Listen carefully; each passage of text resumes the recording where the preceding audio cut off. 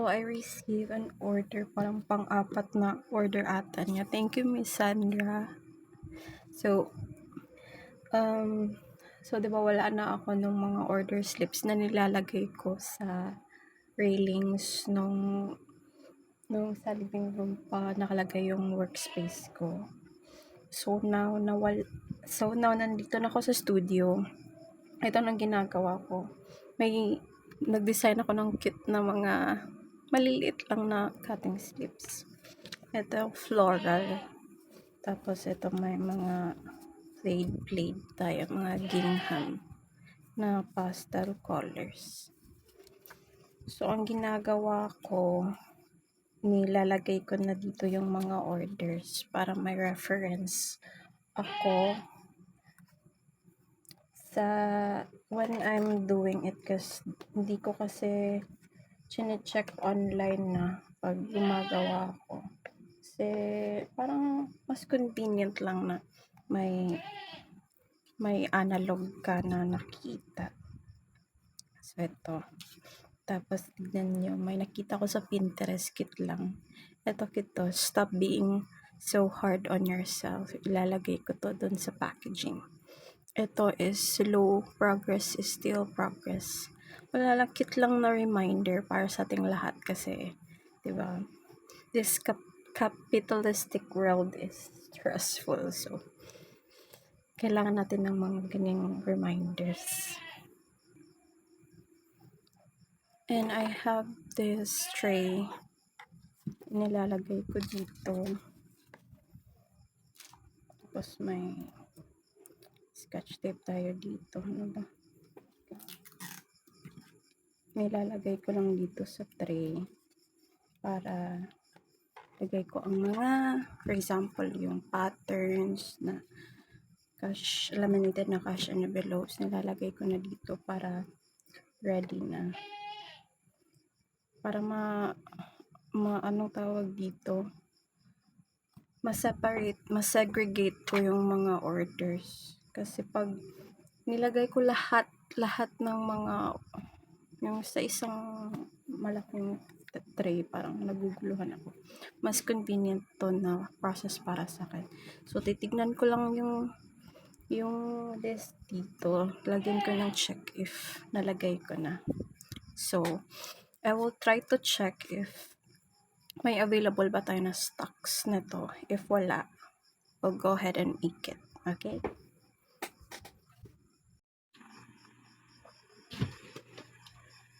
So, dito nakalagay yung stocks ko. Ito yung freebie pack ko. Kuha tayo ng isa.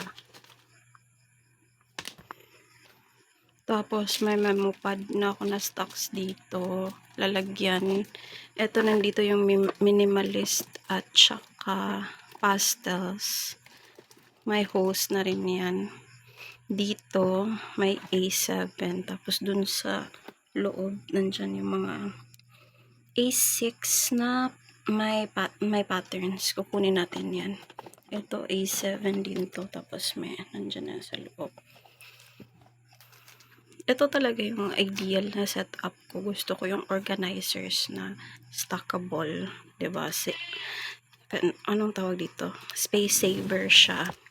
Dito ko nilalagay yung freebie na organizer ko, pero kinuha ko muna kasi nagre-restock din ako ng freebies. So, ito na nga. Maganda to siya kasi stackable.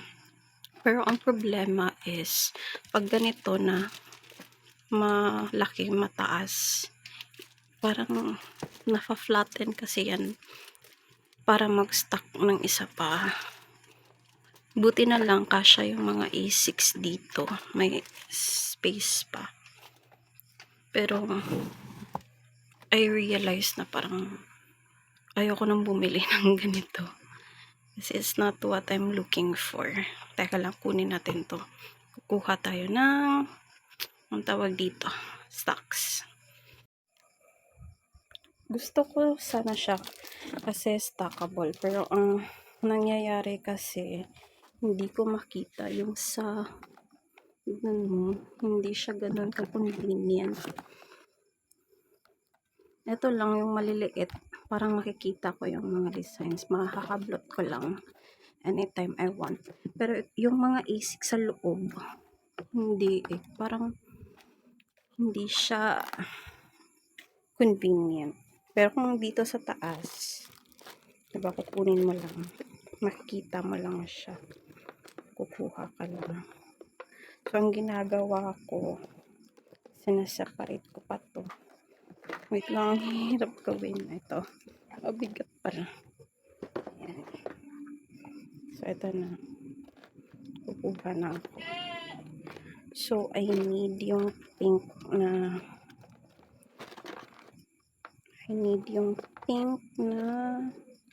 Christmas. Wait lang, meron pa bang stock ito? So, I need yung pink na Christmas. Isa-isa lang. I need white Christmas din. Parang need ko talagang mag-restock. Wala. Beige na ata to. Cherry on top. Beige, tsaka yung waterfall. So, wala akong stock ng white Christmas, pink Christmas, at ano ba yung isa? Summer. Wala akong stock. So, I need to do it. Ito lang yung meron ako. So, to make it, wala pala akong readily available stock. Tinastock ko talaga ito yung ganito yung golden marbles. Ay, wait.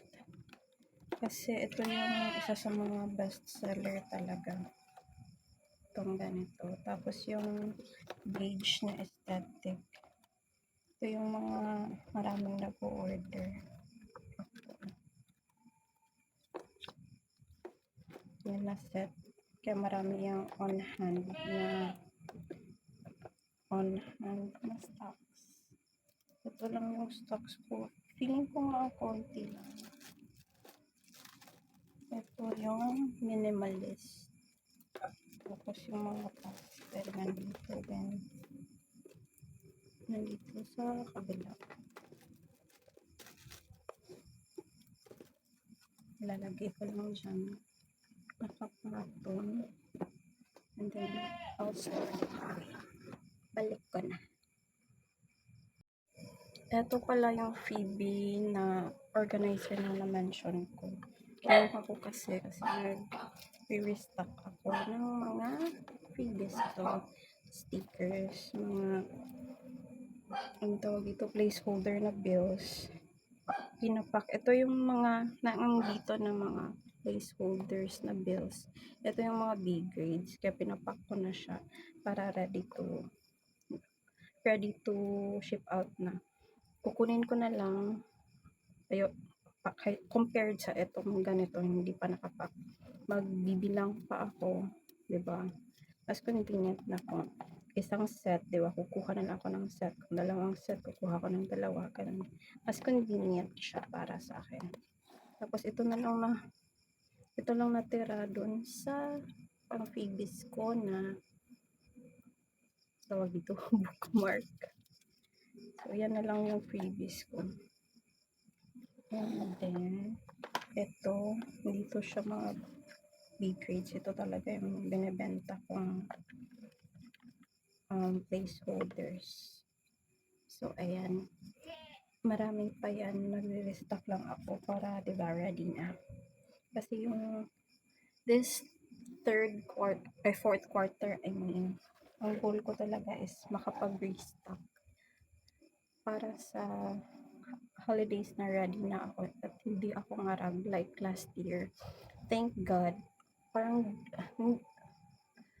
last year kasi parang hindi ko masyadong I didn't have much time to sit and appreciate everything kasi parang ang bilis ng pangyayari, parang super busy kasi nga hindi ako nakapag-ready tapos yung Odette pa.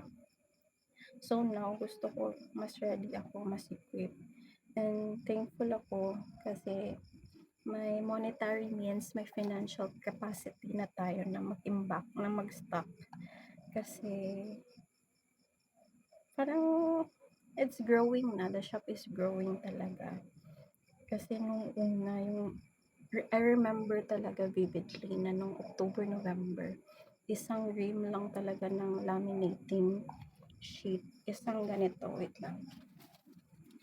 Isang ganito lang yung meron ako. Tapos yung na-order ko pa nung una, hindi siya, hindi yung, ano tawag dito, maling laminating sheet pa yung nabili ko. So, parang lugi na ako noon. Tapos, bumili ako ng isa na correct na. Tapos, I remember talaga na parang, anong tawag dito? Parang sinisimot ka talaga. Binabudget ko talaga yung isang game na yun. Kasi, parang hindi ko pa alam kung kailan ako magkakapera ulit para bumili ng panibago. So, unexpectedly, maraming order dumating nung December. Pero yung shipping lang yung problema kasi nga holiday, mas matagal on ordinary days, matagal dumating yung mga orders dito. How much more sa holidays? Kaya stressful talaga yung situation na yun. Pero now, last month, September, nakabili ako ng 5 reams. As in, first time talaga na 5 reams yung nabili ko at once. Just imagine, nag-start lang ako sa isang ream. And now, kayang-kaya ko nang bumili ng 5. Yun yung ginamit ko para mag-restock. Mag-stock in advance. Yung priority ko nun is yung 100 mini cash envelopes kasi matrabaho yung gawin, so inuna ko muna yun kasi mas easier kasi yung pattern for me lang na gawin. So yun yung inuna ko. Now, yun na lang sa 5, yung isa na lang yung pinakita ko, yun na lang yung natira, tapos nangalahati na ako nun. So I ordered again. Shipping pa lang siya, probably in 2 to 3 days nandito na yun. And gagawa naman ako ng clear na 100 mini cash envelopes and yung mga patterns kasi yun yung kailangan ko mag-restock nun. And while waiting for the laminating sheets, ang ginawa ko, nag-ready na ako ng mismong mga pattern ng cash envelopes. Ito yung sa A6. Ready na yan. I have to fold it like this. I have to fold pala this. Wait lang. Lagay ko dito. Ito, cute to. Gusto kong i-pair doon sa minimalist na butterfly. Para bees and butterflies. Super nature. Tapos minimal lang din. Ito, na-fold ko na to. Ito may stock na ako. Ito na yung nagawa ko this week. Diba, ang dami na yan. So, gagawa ulit ako ng panibago when the stocks arrive. Ito yung A6, tapos yung A7 naman, natupi ko na siya. And may nagawa na din ako. Ang dami na nga. Dami pang A7 dun. Ito pa. Marami pa dyan sa baba. So, priority ko gawin ito. So, i-fold ko muna to tonight. Samahan niyo ako. Anong oras na ba? It's oras na ba? 7. Mag-i-8 na. Mag-i-8 na. So, samahan niyo akong i-fold 'to.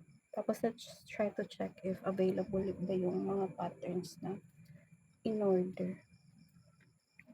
Kung hindi, we will if it's not available, I need to, what do you call this? I need to print.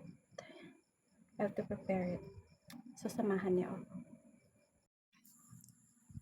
Hello, it's a Sunday night.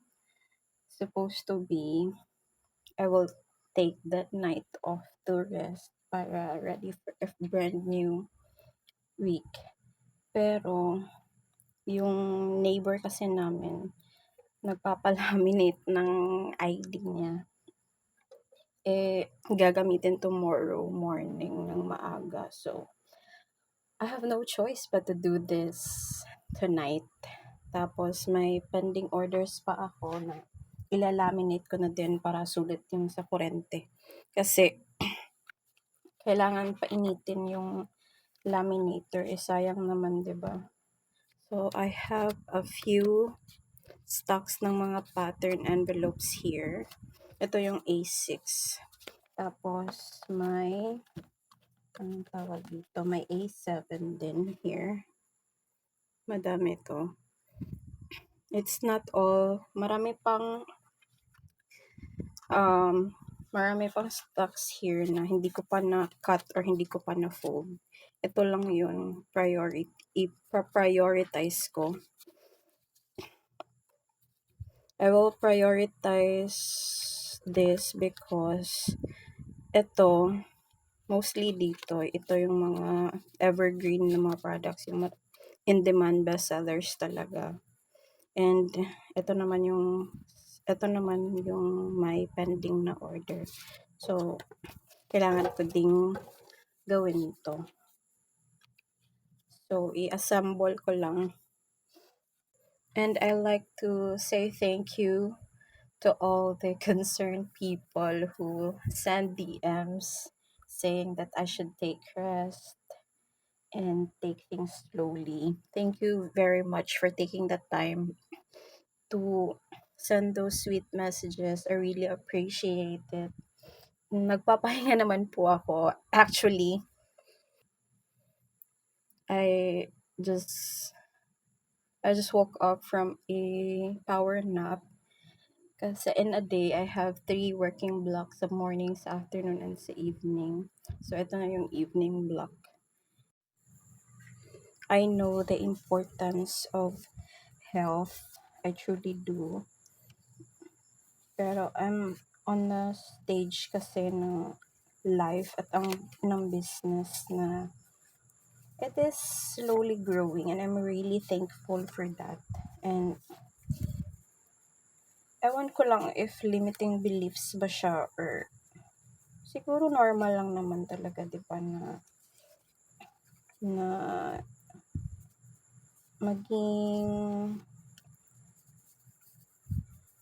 to have that stress or anxiety na what if di mag-workout, mga ganun na mga stressors in life. My point being is, if alam mo sa sarili mo that you really have to do the work, especially, di ba, may season tayo sa buhay natin na planting season, reaping season, mga ganun. So, nandito ako sa point ng life ko na I'm planting the seeds or perhaps building the foundation of my finances. Kasi, di ba, ang dami ko pang dapat gawin. Sa totoo lang. Hindi pa ako sa point. Parang nasa point pa rin ako ng financial stress, kumbaga. And I want to be in a point na hindi na masyadong stressful pagdating sa pera. Like, alam mo na kaya mong bilhin ang gusto mo. You can pay for all your bills on time, even earlier. Mga ganun. And able to give to others also. Sa point na to, parang ang hirap i-juggle lahat. hindi pa ako at peace, kumbaga. What matters most is I'm doing my best. I'm trying my best to do the things, okay? What I'm trying to say is don't feel bad doing the hard work now. Kasi alam mo sa sarili mo that it will take you to a better situation in a long run, 'di ba? So, now we're on October. Magsa second week pa ng October. And plano ko pa rin, the goal pa rin this week is to restock products ahead of time. Para, yun nga, lagi ko na sinasabi na para hindi ako ngarag in the holiday season. And I'm planning kasi to optimize my TikTok shop and also open a Lazada shop this holiday season.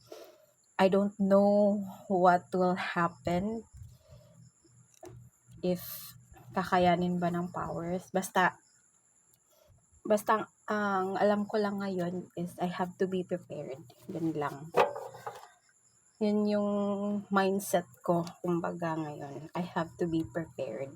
Because I don't want for an opportunity to come to me, tapos wala, hindi ako prepared. Pero sayang, di ba? So, we meet opportunity with preparedness para masaya ang life. Daming benta.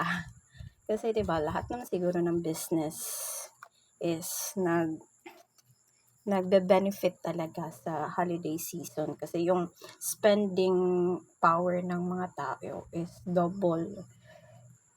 At yung mindset ng mga tao is spend talaga pag holiday season, either for themselves or for their loved ones. Kaya let's grab the opportunity. Let's meet the opportunity. Ganon. So, just don't feel bad about it. Kung kailangan mag-hard work. Pero, syempre, konting, konting balance rin naman yung best. But really, thank you for those who are very concerned to me. This is not an attack to you, ha. Nag-explain lang ako sa sarili ko. Baka kasi parang iniisip nyo, masyado akong nagbabanat ng buto. Wala naman akong binubuhay pa. Because I'm single, no kids, no whatsoever. Pero, ambisyosa kasi tayo. Gusto nating magandang buhay for me, my family, my parents, and my future family if bigyan man ako ni Lord. So, yun lang, napapahaba na ata itong rumble ko. So, thank you talaga sa mga concern. I love you all. Alam nyo yan.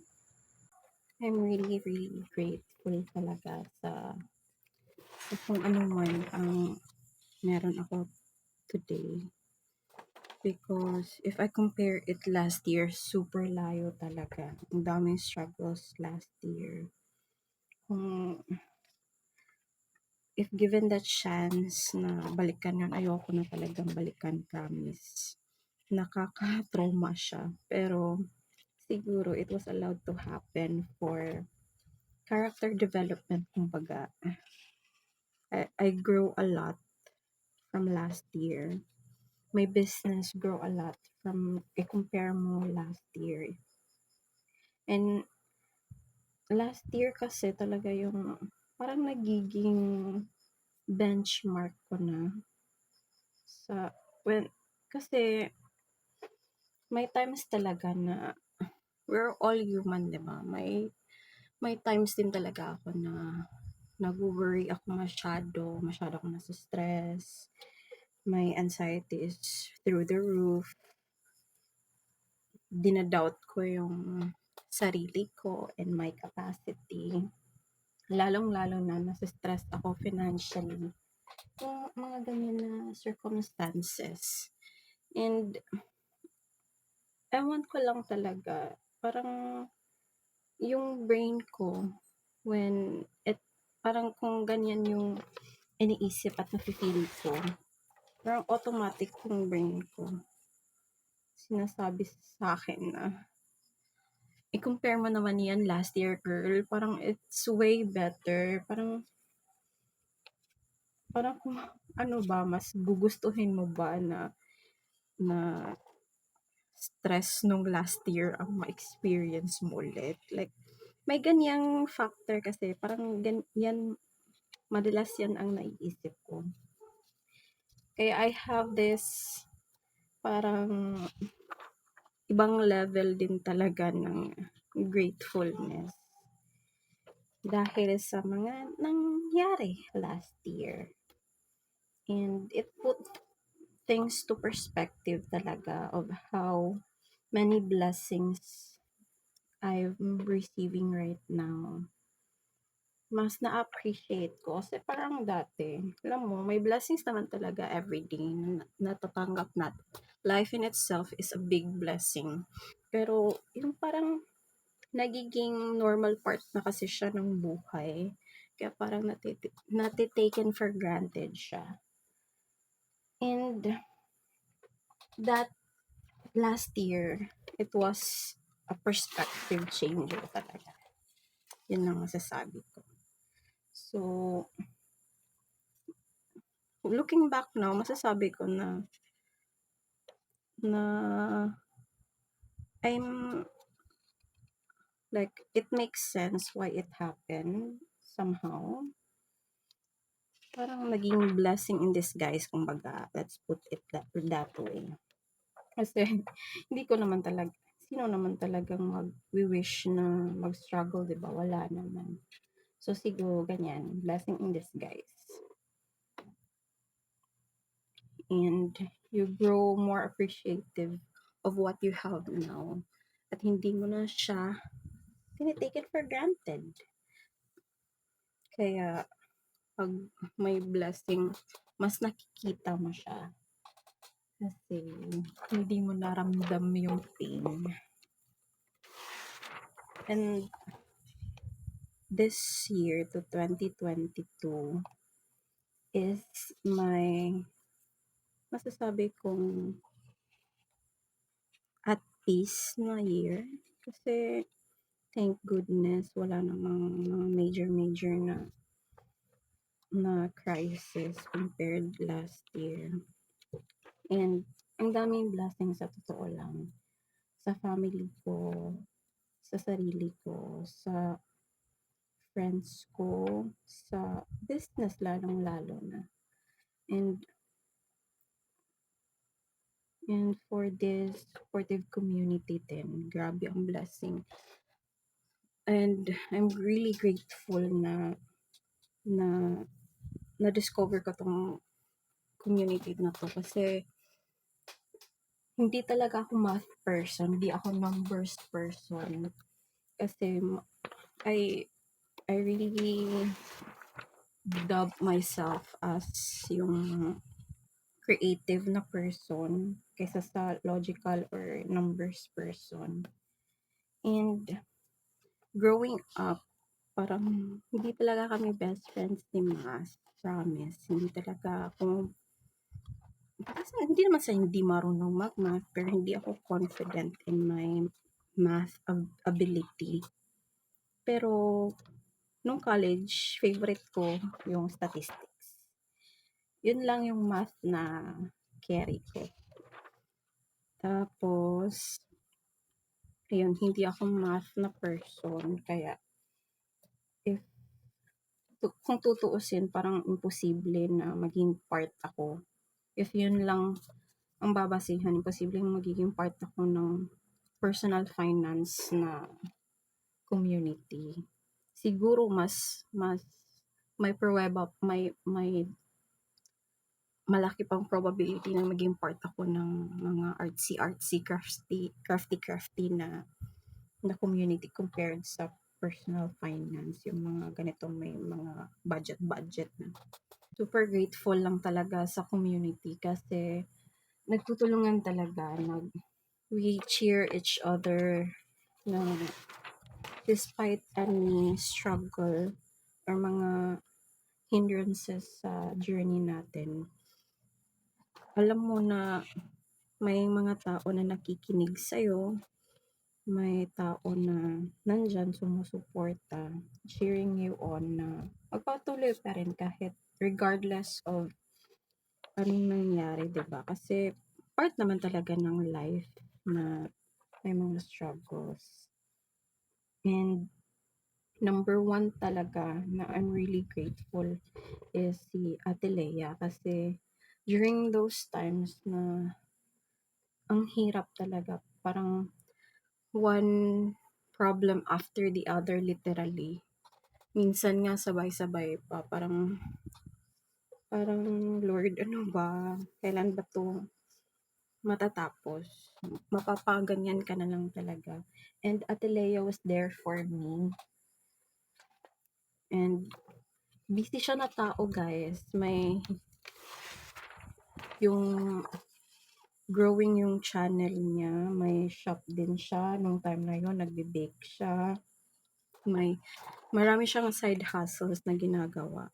Super busy niya. Pero she took the time makipag-chat sa akin. Like, long hours talaga na pag-chat talaga. Yung mga chismisa namin. Super haba.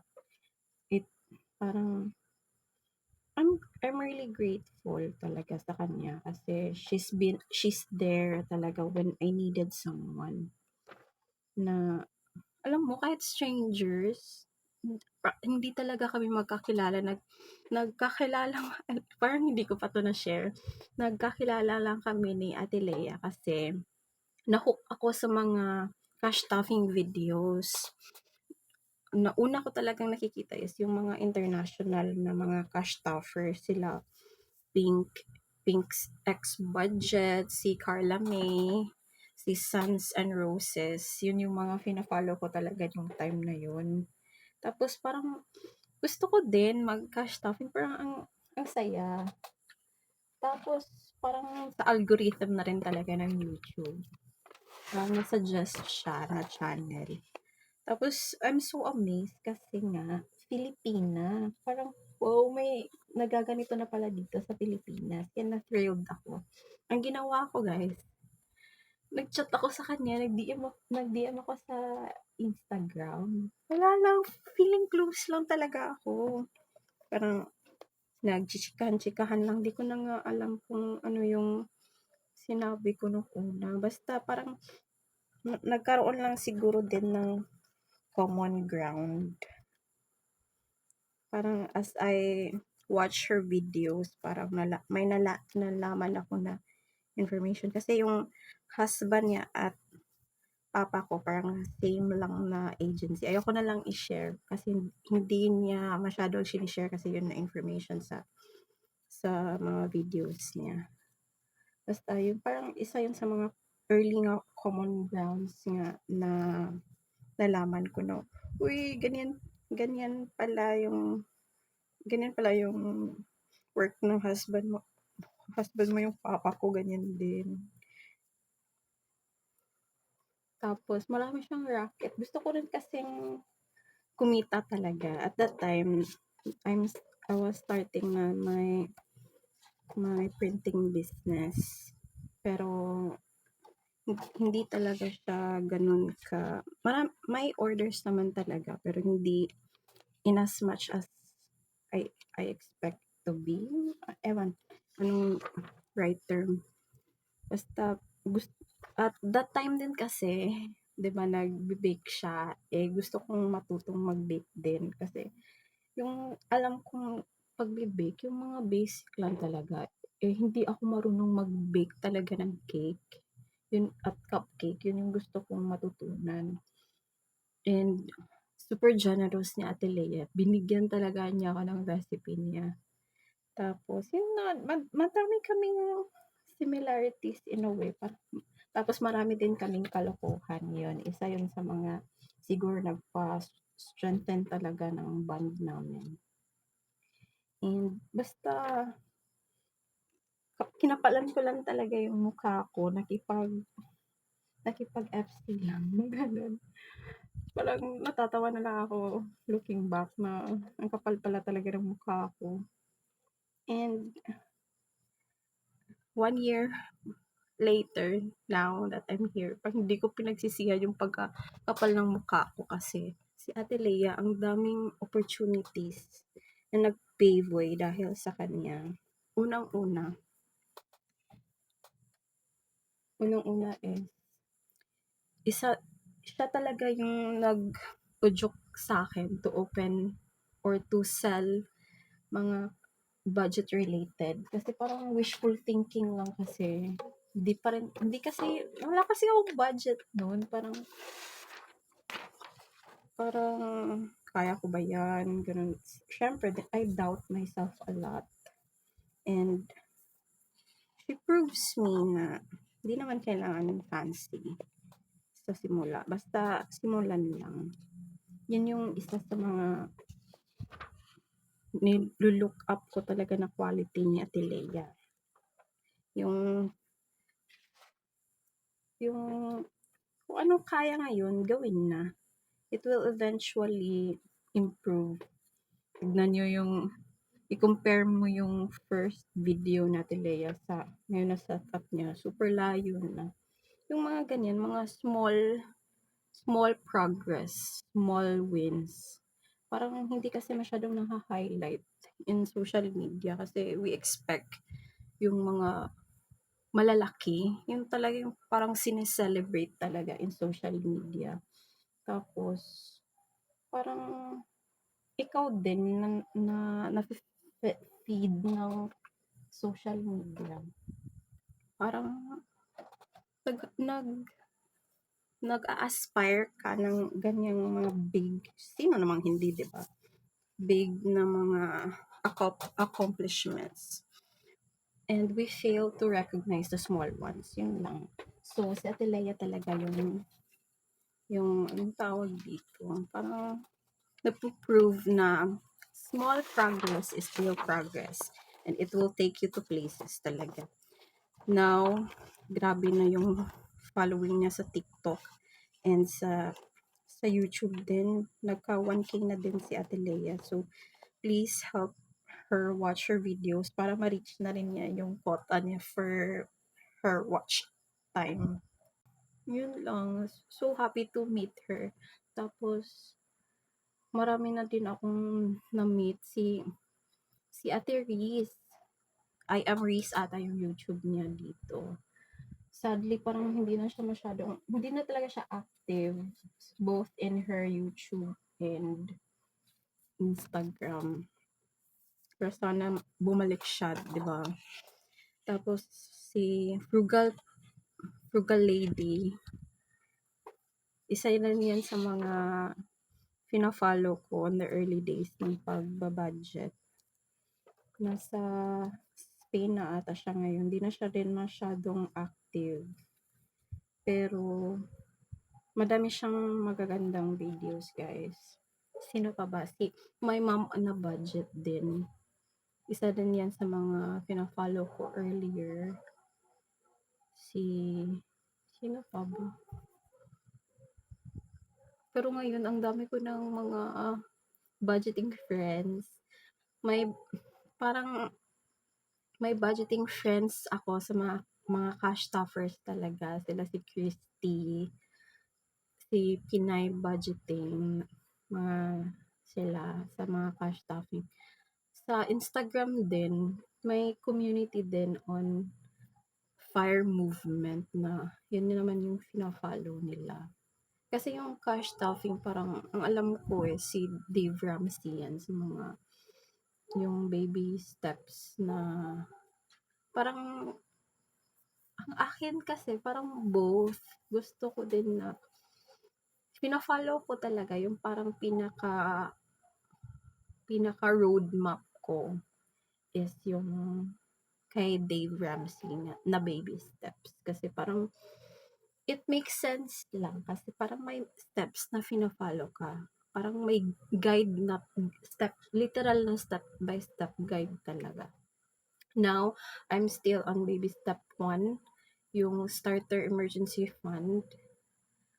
And then yung step 2 na paying off debt. So, nandyan pa ako sa mga steps. And then, ginagamit ko yung cash envelope system para mag-budget. And then, ginagamit ko naman yung FIRE movement para mag-strive ako to retire early. Yun yung, yun yung purpose ng, anong tawag dito, purpose ng pagpa-follow ko sa FIRE.